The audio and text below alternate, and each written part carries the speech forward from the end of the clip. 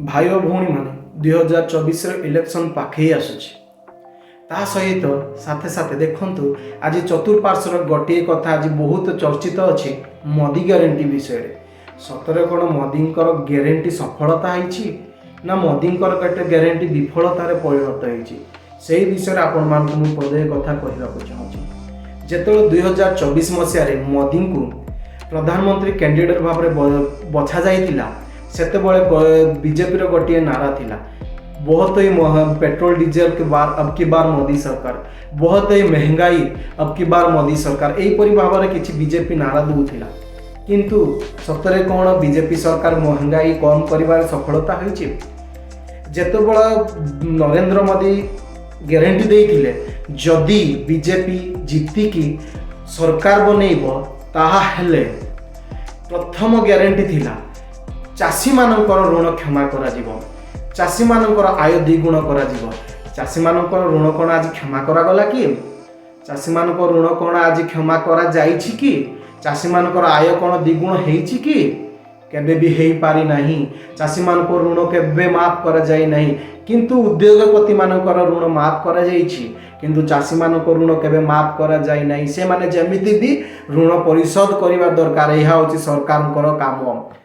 आज चाषी मैंने एते देखंतु आज रास्ता रे चाषी मैंने बसी अछंती आज रास्ता रे चाषी मैंने रैली करी बसी अछंती कोन पाई से मानकु उचित एमएसपी दिया जाऊ कहि किंतु सरकार से मानकु कोन कहंती खालिस्तानी देश विद्रोही एई प्रकार से मानकु कहउछंती किंतु चाषी मानकर केबे जब ऋण माफ हेनी कि से मानकर केबे आय द्विगुण हेनी एथिरे कोन मोदी ग्यारंटी विफल हेनी सेही परी आ गुटे ग्यारंटी देइथिले प्रति वर्ष 2 कोटी रोजगार सुजोग देवे किंतु प्रति युवा आज कौन रोजगार सक्षम हो पारिछि ना जो रोजगार बहाना रे रोजगार आशारे जो युवा माने आज रास्ता रे रैली करूछंती सेमान को पुलिस माड़ खाइबा को पड़ुछि सेमान को पुलिस रो लाठी माड़ खाइबा को पड़ुछि किंतु रोजगार दे पारिले नाही एहा मध्ये मोदी ग्यारंटी देइथिले कि प्रति 2 वर्ष 2 कोटी युवा मान को रोजगार देवे किंतु सही ग्यारंटी मध्य आज फेल मारी तो को हिसाब रे मोदी ग्यारंटी आज चर्चा रे अछि सेही परी आउ गोटे ग्यारंटी देइथिले मोदी सरकार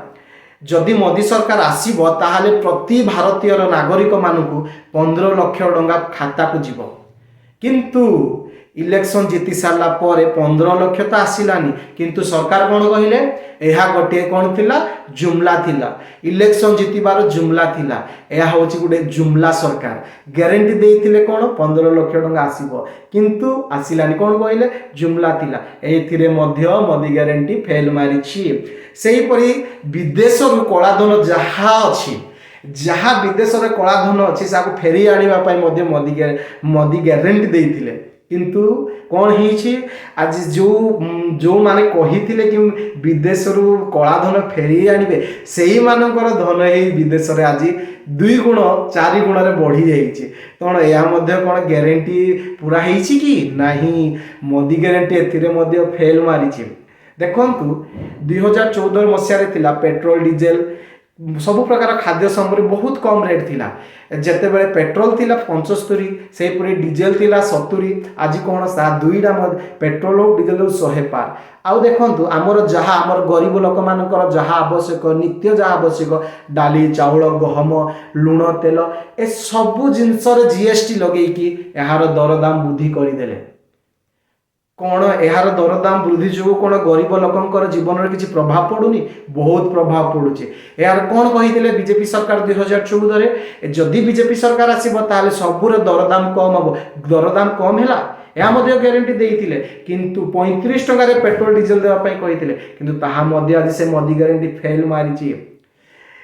गैस हांडी देखंतु आपनक घरे व्यवहार थिबा सिलिंडर गैस 2014 मसिया रे थिला 450 टका से 450 टंका मध्य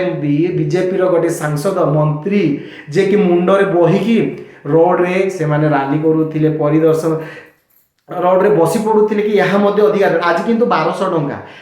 टंका रे कोन अधिकार रेट हिनी आज 1200 टंका रे 100 टंका 200 टंका कमे कहउछंती सस्ता हला ଆରେ 10 ବର୍ଷ ଲୁଟିଲ ଆଉ ଏବେ 200 ଟଙ୍କା କମ୍ କରି କହୁଛ ନା ଶସ୍ତା ହେଲା। କେଉଁଠି ଶସ୍ତା ହେଲା? ଆଜି ଗରିବ ଲୋକମାନେ ସତ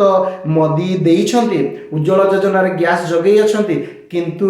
ସେଇ ଗ୍ୟାସ୍ ଥରେ ସରିଲା ପରେ ଆଉ ଗରିବ ଲୋକମାନେ ଭରି ପାରୁନାହାନ୍ତି। ସେଇ ଗ୍ୟାସ୍କୁ କ'ଣ ବ୍ୟବହାର କରୁଛନ୍ତି ଜାଣିଛନ୍ତି? ସେଇ ଗ୍ୟାସ୍ ଉପରେ ଗୋଟିଏ ଛୋଟ ପଟାଡ଼ି ପକେଇକି ଲୋକ ବସିବା ପାଇଁ ବ୍ୟବହାର କରୁଛନ୍ତି। ଆଜି ସେ ଗ୍ୟାସ୍ ଭରି ପାରୁନାହାନ୍ତି। ବହୁତ ପରିବାର ଏମିତି ଅଛନ୍ତି ଯିଏ ଥରେ ମଧ୍ୟ ତା ରିଫିଲ୍ କରିପାରିନାହାନ୍ତି। ଏହା କ'ଣ ମୋଦିଙ୍କର ଗ୍ୟାରେଣ୍ଟି ଫେଲ୍ ମାରିନି କି? ଏହା ମୋଦିଙ୍କର ଗ୍ୟାରେଣ୍ଟି ଫେଲ୍ ମାରିଛି। ଆଜି ସରକାର କ'ଣ କାମ କରିଛି ଆମ ଦେଶମାନଙ୍କ ପାଇଁ? ଖାଲି ସରକାର ଦରଦାମ ବଢ଼େଇଛି, କିଛି ଲୋକଙ୍କ ପ୍ରତି ସରକାର ଭଲ କାମ କରିଛି। ଯେଉଁମାନେ କି ଆଜି ଉଦ୍ୟୋଗପତି ମାନେ ଆଜି ସେମାନଙ୍କର ଆୟ 2 ଗୁଣ 4 ଗୁଣରେ ବଢ଼ିଯାଇଛି। ସେମାନଙ୍କର 16,000 କୋଟି ମାଫ୍ କରାଗଲା। କ'ଣ ଚାଷୀମାନଙ୍କର ଯାହା ମାଫ୍ କରାଯାଇ ପାରିନଥାନ୍ତା? କ'ଣ ଗରିବ ଲୋକମାନଙ୍କୁ ସେହାର କିଛି ରିହାତି ମିଳିପାରିନଥାନ୍ତା? କିନ୍ତୁ ନାହିଁ। ଆଜି ମୋଦି ସରକାର ଗରିବ ଲୋକମାନଙ୍କ ପାଇଁ ନାହିଁ, କିଛି ଆମ ଦେଶର ଉଦ୍ୟୋଗପତି ଲୋକମାନଙ୍କ ପାଇଁ ହିଁ ଆଜି ମୋଦି ସରକାର କାମ କରୁଛି। ଆପଣ ଯେତେବେଳେ ଆଜି ଭୋଟ ଦେବାକୁ ଯିବେ, ଆପଣଙ୍କର ଘରେ ଥିବା ସିଲିଣ୍ଡରକୁ ଦେଖିବେ, ତାକୁ ନମସ୍କାର କରିକି ଯିବେ। ଆପଣଙ୍କୁ ସେଇ ପୁରୁଣା ଦିନ 450 ଟଙ୍କାର ଖରାପ ଦିନ ଦରକାର ନା ଆପଣଙ୍କୁ ଆଛେ ଦିନ ଆଏଗା ବୋଲିକି ଯେଉଁ 1200 ଟଙ୍କାରେ ଗ୍ୟାସ୍ ଆଜି ଦେଉଛନ୍ତି, ତାହା ସେଇ ଭଲ ଦିନ ଆପଣଙ୍କୁ ଦରକାର? ଆପଣଙ୍କୁ କେଉଁ ଦିନ ଆବଶ୍ୟକ ତାହା ଆପଣ ନିଜେ ଭାବନ୍ତୁ। ଆଜି ସରକାର କ'ଣ କରୁଛି? ଆମ ପାଇଁ କିଛି ଉନ୍ନତି କାର୍ଯ୍ୟ କରୁନି। ଆମ ବିରୁଦ୍ଧରେ କାମ କରିବାରେ ଚାଲିଛି। କେଉଁ ପ୍ରକାର ଲୋକମାନେ ଆଜି ସମାଜ ମଧ୍ୟରେ ଗଣ୍ଡଗୋଳ ହେବେ, କେଉଁ ପ୍ରକାର ଆଜି ଲୋକମାନେ ଜଣଙ୍କ ପ୍ରତି ଜଣେ ଆଜି ହିଂସା ଭାବ ରଖିବେ, ସେଇ ପ୍ରକାର କାମ କରୁଛି। ମନ୍ଦିର ମସଜିଦ୍ ନାଁରେ ଆମକୁ ଲଢ଼ଉଛି, ଧର୍ମ ନାଁରେ ଆମକୁ ଲଢ଼ଉଛି, ସେହି କାର୍ଯ୍ୟ କରୁଛି। କିନ୍ତୁ ଆଜି ଆମ ଭାରତରେ କୌଣସି ଡେଭଲପର କାମ ଆଜି ପର୍ଯ୍ୟନ୍ତ ନରେନ୍ଦ୍ର ମୋଦି କରିନାହାନ୍ତି। ଯଦି ଆପଣମାନେ ମୋ କଥାରେ ସହମତ ଅଛନ୍ତି ତ ଦୟାକରି ମୋ ଚ୍ୟାନେଲକୁ ଲାଇକ୍, ସେୟାର, ସବସ୍କ୍ରାଇବ୍ କରିବେ। ନମସ୍କାର।